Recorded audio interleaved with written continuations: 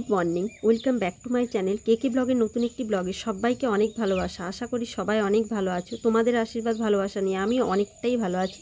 সকালের প্রাকৃতিক পরিবেশটা তোমাদের সাথে শেয়ার না করে আর পারলাম না গো, এত সুন্দর লাগছে। আর এই যে গাছটা দেখছো, এই গাছটা একটা চলতা গাছ, আমরা দেশি ভাষায় বলে থাকি চলতা গাছ। মানে এগুলো ফলগুলো খেতে বাদামের মতো লাগে।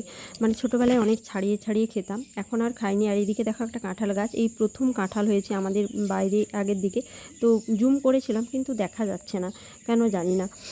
আর ওই জন্য ভাবলাম যে তোমাকে একটু দেখাই, কিন্তু দেখাতে পারলাম না। আর এদিকে দেখো সজনে গাছেও কিন্তু অনেক ডাঁটা এখনও ধরে আছে।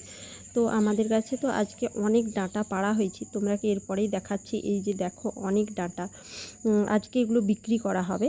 আর পাড়ার লোককে তো মানে প্রচুর দেওয়া হয়ই। আর আমাদের মানে বাড়িতে এত গাছ, ডাঁটার গাছ, আর বড় বড় গাছ, মানে ছোটোখাটো নয়, তো প্রচুর ডাঁটা হয়।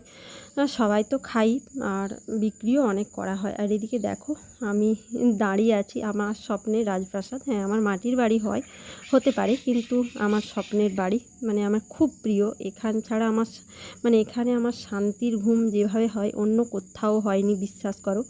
ওই যে বললাম না যে শুধু টাকা থাকলেই যে বড়লোক হয় তা নয়, বড়লোক হওয়ার জন্য একটা বড় মনের প্রয়োজন হতে হয় গো বন্ধুরা, সত্যি তাই। তো চলো এরপর যাই একটু পুকুর পাড়ে। তো আজকে একটু নিম বেগুনে ভাজা করব, তো ওই জন্য নিম পাতা তুলতে চলে এসেছি। তো আবার বাড়িতে বাবা নিয়ে এসেছি খাসির মাংস, তো মাংসের সাথে নিম বেগুনটা ভাজবো না, ওই জন্য নিম আর বেগুনটা আজকে ভাবছি নিয়ে গিয়ে ফ্রিজে রেখে দেবো, যেহেতু এতগুলো নিম তুলছি। পুকুর পাড়ে আমাদের অনেক নিম, মানে নিম গাছের চারা হয়েছে, তো ওখান থেকেই তুলে নিলাম। আর বড় বড় নিম গাছগুলো, ওগুলো মানে না, ডাং না থাকলে পারা যায় না লাঠি দিয়ে।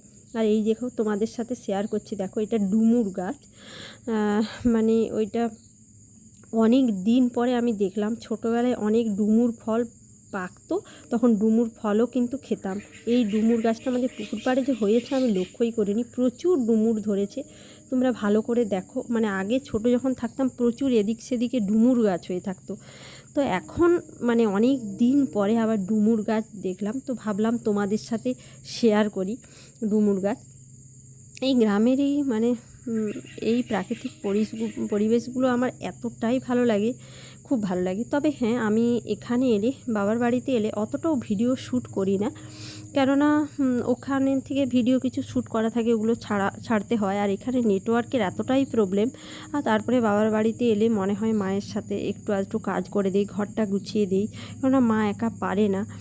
তো ওর জন্য আর বাবার বাড়িতে থাকলে ততটা আর ভিডিও শ্যুট করিনি, ওই 2-4টে যা ভিডিও শ্যুট করে ছাড়া হয়। তবে হ্যাঁ, বাবার বাড়িতে এলে আমার বেশি দিন থাকাও হয় না।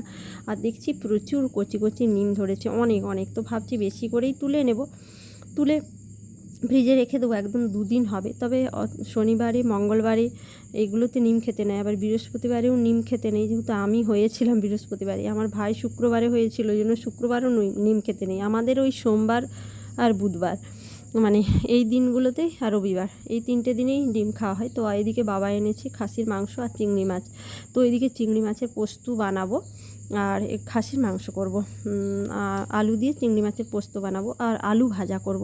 তো এটার মেনু হয়েছে। ও আর বেগুনও একটু একটু ভেজেছি, তবে বেগুনটা কম ছিল। আর একটা তোমাদের সাথে শেয়ার করছি বন্ধুরা, দেখো এই যে একটা ফুলের গাছ আমার ঘরের আগের দিকে হয়েছে, কি যে সেন্ট, মানে কি গন্ধ, কি দারুণ, মানে বলে বোঝাতে পারবো না। এই যে ফুলটা কি ফুল আমার নাম জানা নেই, তবে রাত্রেবেলায় যখন বসে থাকি মানে খুব একটা সুগন্ধ আসে, এত সুন্দর সুগন্ধ আসে বলে বোঝাবার মতো নয়। হ্যাঁ, আর আজকের মাংসটা কিন্তু মাই রান্না করবে, ওই জন্য মাংসটা ভিডিও করলাম। আর এই যে জবার গাছটাতে দেখো কত ফুল ফুটেছে, মানে গ্রামে এলে প্রাকৃতিক দৃশ্যগুলো। আর এদিকে দেখো বাবা এত বড় একটা কই মাছ ধরেছে, আর একটা রুই মাছও ধরে এনেছে।